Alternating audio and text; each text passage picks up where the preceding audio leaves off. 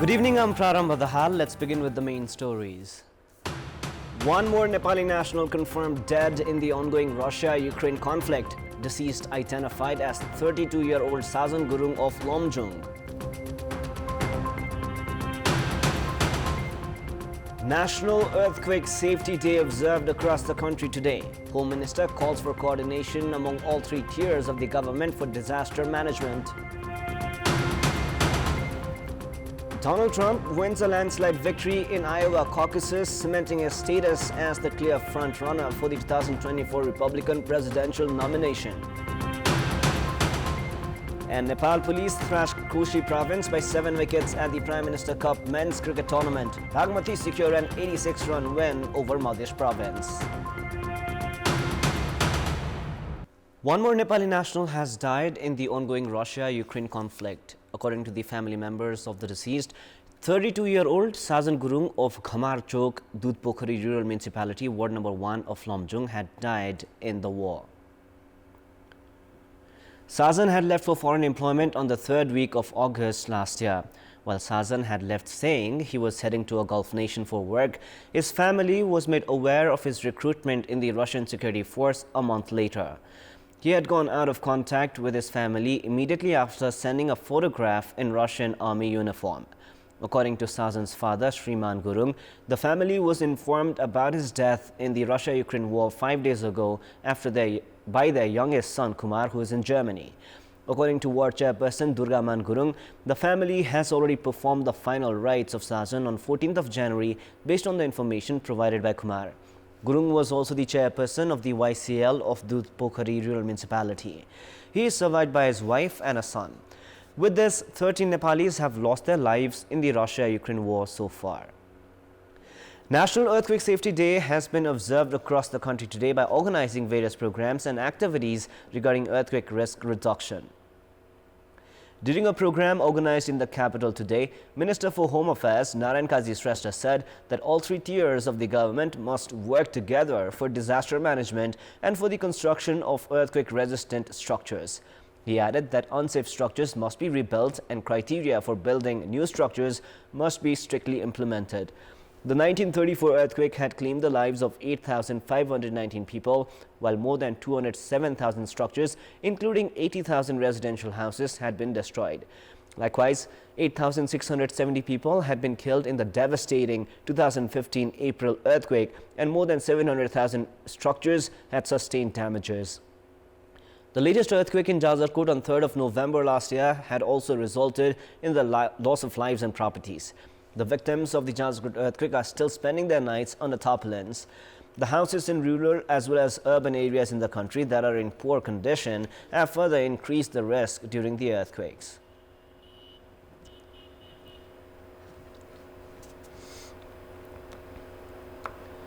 Deputy Mayor of Kathmandu Metropolis, Sunita Dongol, has said priority should be given to construction of disaster-resilient schools. Speaking at a program in the capital organized to mark the National Earthquake Safety Day, Deputy Mayor Dongol said priority should be given to reconstruct schools and called on provincial and federal governments for resources to support local governments. Dongol also called for coordination among all three tiers of the government. Now, following technical issues, a wide-body aircraft of the Nepal Airlines Corporation has been grounded. A total of 276 passengers who were preparing to fly to Doha last night were halted following technical issues in the aircraft. Accommodation for the stranded passengers was arranged at a hotel last night. According to spokesperson of the corporation, Ramesh Paudel, the flight had to be halted after issues in the flight control sensor of the wide-body aircraft. The grounded aircraft is now undergoing repair works. Spokesperson Paudel added that the passengers are to be sent in an alternative flight at 7:45 this evening. Meanwhile, of the 4 aircrafts of the Corporation for International Flights, 1 narrow-body aircraft has been sent to Israel for repair works. Flights of the Corporation have been facing complications because of several technical issues. The NSE has 2 narrow-body and 2 wide-body aircrafts for international flights. It is now time for our segment Public Pulse, where you text us with your opinion. Public Pulse.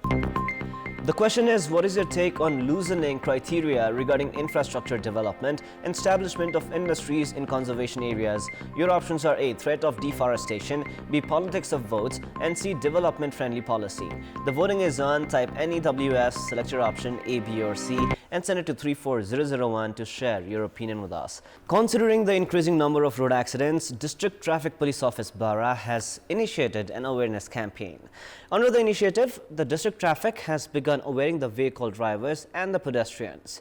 In addition to the campaign, awareness programs are also being held at educational institutions and public places. 98 persons had died in 972 road accidents in Bara in the previous fiscal year. In the first 6 months of the ongoing fiscal year, 50 have died in 488 accidents.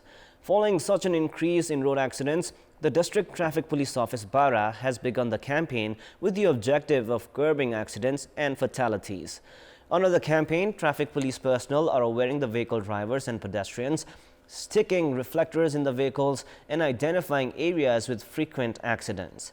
Awareness programs are also being held at academic institutions and public places. The rate of accidents is high in the southern section of the highway.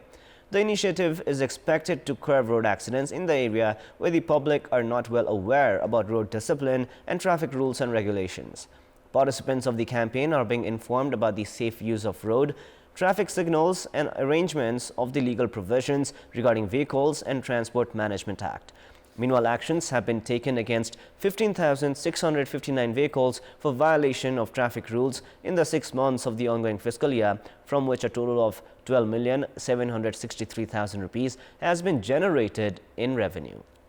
Sankhya District Hospital has begun providing 50% discount for tests of women in their pregnancies. According to the hospital, arrangement of 50% discount has been made for the 4 kinds of tests required during the pregnancy period before the birth of the baby, including video X-ray and lab tests. Such tests require at least 15,000 rupees before the birth of the baby. The hospital has added that around 2,000 women in their pregnancies reach the hospital for tests each year. Local levels of Bhutan have spent more than 500 million rupees for tourism infrastructures in the past 7 years. These infrastructures are expected to promote tourism and help generate revenue for the local residents. Mollarani Rural Municipality of Bhutan has been constructing infrastructures for promotion of tourism in Shir Mollarani of headquarters Khalanga. Works are underway for construction of a children park at a joint investment of 50 million rupees from the province government and the rural municipality to develop Mollarani Dara as a tourist destination. In the past 7.5 years, the rural municipality has spent more than 100 million rupees for development of infrastructures of more than a dozen tourist destinations inside the local level. Other local levels of Bhutan have also stressed construction of tourism infrastructures. Chuleni of Bhutan Municipality Ward Number 6 is a new tourist destination developed recently. The location has been made attractive by construction of temple and other physical infrastructures. Investment has been made for the rock garden of Jimruk Rural Municipality, included in the list of 100 new tourist destinations made public by the government.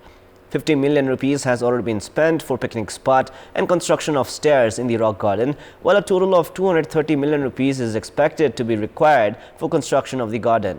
The local governments are also working on plans to extend the stay of tourists reaching Swargadwari. However, despite prioritizing construction of infrastructures, the local levels have yet to pay attention to promotion. There are several prospects of increasing revenue by promoting local art, culture and products. However, collaboration among the government and the private sector is imperative for this purpose. As construction of infrastructures is not enough for development of tourism, it is necessary to create a conducive environment for the local residents to take ownership as well. The local residents are growing enthused following the increase in presence of foreign tourists at the Millennium Track of the Mid-Hilly region. According to the Millennium Track Management Committee, around 250 foreign tourists had reached the 72-kilometer-long section connecting Dulegaida of Tanahu to Rambacha of Syangja. Notable number of tourists from the United States of America, the European Union and Korea had reached the destination. The trek, which covers Tanahu's Shukla Gandaki, Syangjas Putali Bazar, Virkot, Waling Municipality and Birua Rural Municipality can be completed in 6 nights and 7 days. The tourists can witness Thaulagiri, Annapurna Range, Mount Ganesh and Manaslu along with 30 traditional villages during their trek. Birds found only in Nepal can also be seen in the region. And now before we wrap up, here's a look into the top stories one more time. One more Nepali national confirmed dead in the ongoing Russia-Ukraine conflict. Deceased identified as 32-year-old Sajan Gurung of Lomjong. National Earthquake Safety Day observed across the country today. Home Minister calls for coordination among all 3 tiers of the government for disaster management. Donald Trump wins a landslide victory in Iowa caucuses, cementing his status as the clear frontrunner for the 2024 Republican presidential nomination. And Nepal police thrashed Koshi province by 7 wickets at the Prime Minister Cup men's cricket tournament. Bagmati secured an 86-run win over Madhya province. That is all for the moment. Our next English bulletin airs at 10:30 tonight. Thank you for staying with us. Goodbye for now.